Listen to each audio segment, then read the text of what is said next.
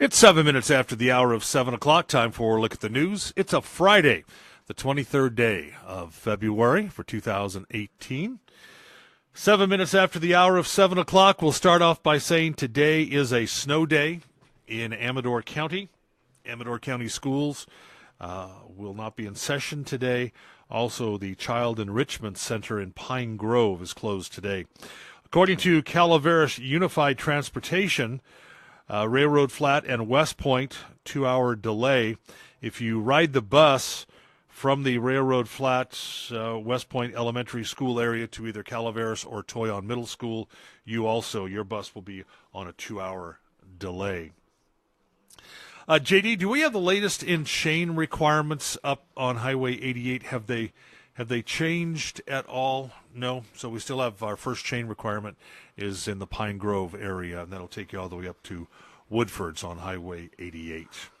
Well, topping the news today, a 3-judge panel for California's 3rd District Court of Appeals in Sacramento issued a ruling Thursday overturning the conviction of Isaiah Fowler. Fowler was found guilty of second-degree murder in the stabbing death of his 8-year-old sister, Layla, by Calaveras County Superior Court Judge Thomas Smith on October 16, 2015, following a 17-day trial. He was sentenced to remain in custody until his 23rd birthday.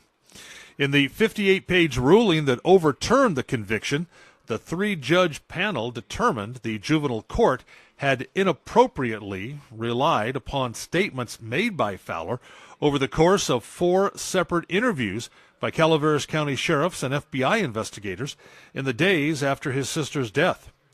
The appellate court ruled that Fowler was not appropriately advised of his Miranda rights, and the case gained national attention when Isaiah Fowler, 12 at the time, told investigators he was home with his sister and reported hearing an intruder while he was in another room.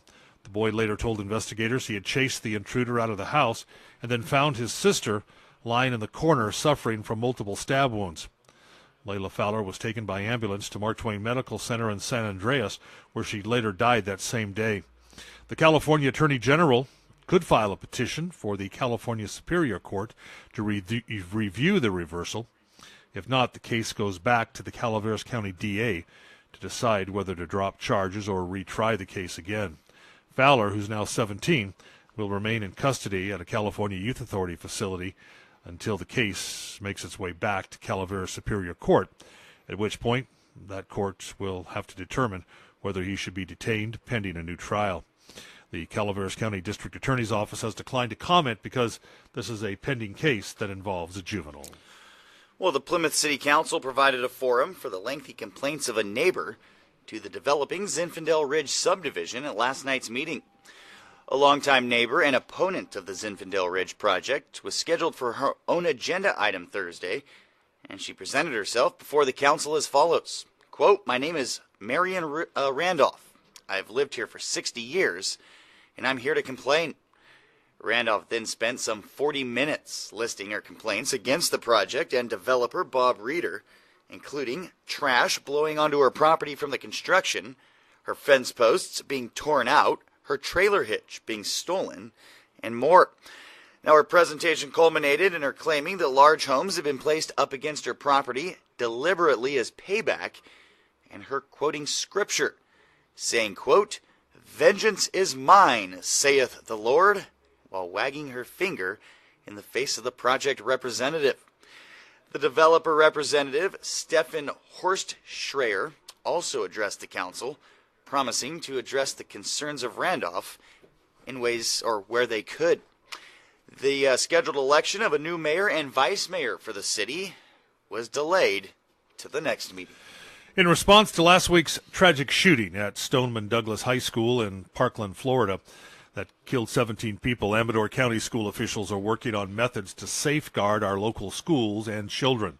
Earlier this week, Sutter Creek Police Chief Jim O'Connell worked with all Amador County Unified School District principals and vice principals to share strategies for emergency preparations and school safety.